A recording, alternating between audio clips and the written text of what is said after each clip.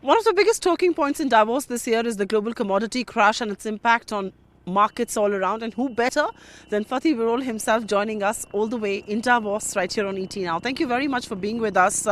Oil is really the big talking point. There is a lot of pain in the world as far as the commodity crash is concerned. How much more time do you expect this pain to last? First of all, there's a lot of pain for many countries, but for others, this is a good news, low oil prices. For example, oil and gas importing countries such as India, China, European countries, low oil prices are more than welcome because it is good for the trade balance and for the economies. When we look at the year 2016, we think that the oil prices will still see downward pressure, and we don't expect a major increase in the oil price in 2016. However, having said that, one shouldn't be too relaxed and to believe that these low prices will be with us forever. So by when do you see crude prices inch up? If the global economy moves in an orderly fashion.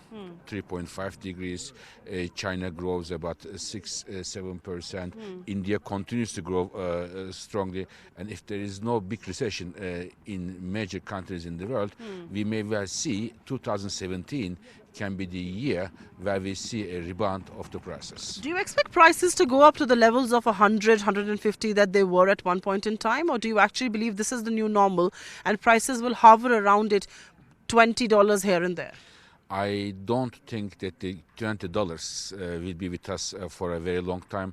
There will be a rebound of the prices, and therefore the countries who are benefiting from these prices, such as India, should definitely enjoy these low prices, but also prepare their economies, their energy sector, for the higher energy prices to come. What is the new normal for oil? Or what will be the new normal for oil? It will depend on many factors, but what I can tell you is that $20 is not the normal prices, which would provide incentive for the investments in the oil markets. You know, why I ask you this question is if you actually look at oil prices, they are down about 25% year to date. But do you believe the worst has been factored into these prices, whether it's a slowdown in China or the supply that's coming in from Iran, warm winters? Do you believe factors that were pulling down oil prices have bottomed out? I think markets are very clever. They might have factored a bulk of these factors, but it doesn't mean that the prices may further a few dollars go up or down. But what is important to see that these low prices also provide fertile ground for the strong rebounds, because as a result of low oil prices last year, about 20% we see a 20% decline in global oil investments for the new fields. Yes. And 2016, we expect an additional 16% decline. We have never seen in the history of oil 2 years in a row oil investment decline, which means that when the demand gets stronger, we may have difficulties to meet that demand growth, which in turn may move the prices strongly upwards. You know, considering we are talking about the demand-supply scenario, it's only fair that I ask you that this market is on account of a supply glut. You know, there are global producers who are not willing to blink first, whether it's Russia, whether it's Brazil, whether it's Saudi Arabia. Everybody is producing as much oil as they were before prices began to decline. My question to you is that, you know, producers like Brazil and Russia are under a lot of pressure now because the economy is dependent on oil supplies, and look at prices where they are. Do you expect them to blink, or do you expect supply to remain at levels at where they are? I think Russia and Brazil will have serious problems, especially Russia. If the prices remain at these levels, Russian economy will have a major drawback. About 10% of the current Russian GDP will be raised in 2016 if the prices remain at these levels. And this is definitely a major problem for Russia. So what should producers like Russia and Brazil do at times like these? Shouldn't they be the first ones who should cut down on production? I know Russia's spoken about this, but they haven't moved on it. I think many producers talk about that, but I think if there is an important lesson to learn from this for countries like Russia or Middle East countries, they shouldn't rely on a single commodity for their economies. They have to diversify their economies, and the commodities prices come down and up. So therefore, it is better for them to broaden their economic base and not to rely on a single commodity such as oil or natural gas. You know, if you look at the US, shale gas prices haven't fallen as much, even though the number of rigs have gone down. What would you put that on account of, and how long can they maintain prices at the levels that they are? They are starting to come down, and we expect 2016 there will be a decline of about 500,000 barrels per day decline in the US shale oil.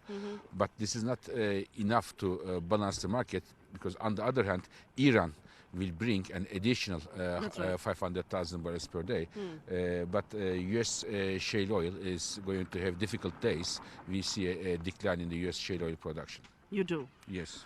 The IEA has also raised concerns on supply, on storage capacities, and especially with so much of supply coming on board. Would you expound upon that? And what should global producers be doing at this point in time? Because obviously fresh investments cannot be made at this stage.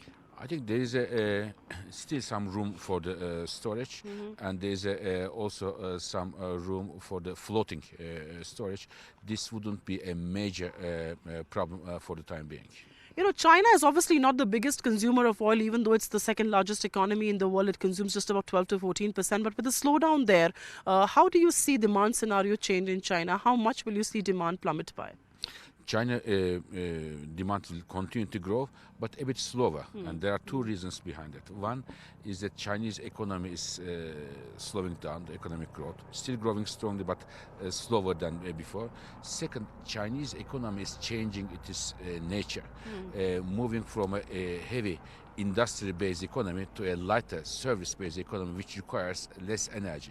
So as a result of that, China's slowing down of oil, and not only oil, coal, gas, electricity is now the new norm. And we have seen 10-15 years China dominating the energy markets in terms of the demand. This story is over. But another actor is coming now. India is moving to the center stage of global energy affairs. One last question before I let you go. While India is moving at the center of global energy affairs, there is a lot of emphasis, not just in India, but around the world, due to various factors, environmental factors to begin with, a lot of emphasis on renewables, whether it's solar, whether it's wind, and other things like that. You know, government policies pushing for it, subsidizing it, incentivizing it. What does this mean for oil, especially in a market where supply is in such abundance? I think renewables for solar, wind, and Indian government is doing an excellent job there to incentivize them.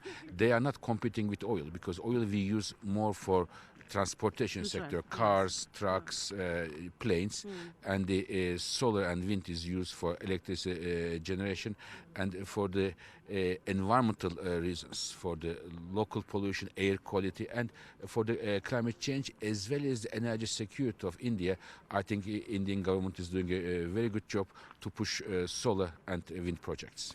Thank you very much, Fatih Birol, for being in conversation here with us at ET Now. That's the last voice in oil, and when markets are oversupplied and there's so much of global panic around, it's a voice that really matters. Find us on Facebook at facebook.com/ETNow, and don't forget to click the like button. You can also follow us on Twitter at ETNow Live. To stay updated with all our programming, hit the subscribe button on our YouTube channel by logging on to youtube.com/user/ETNow.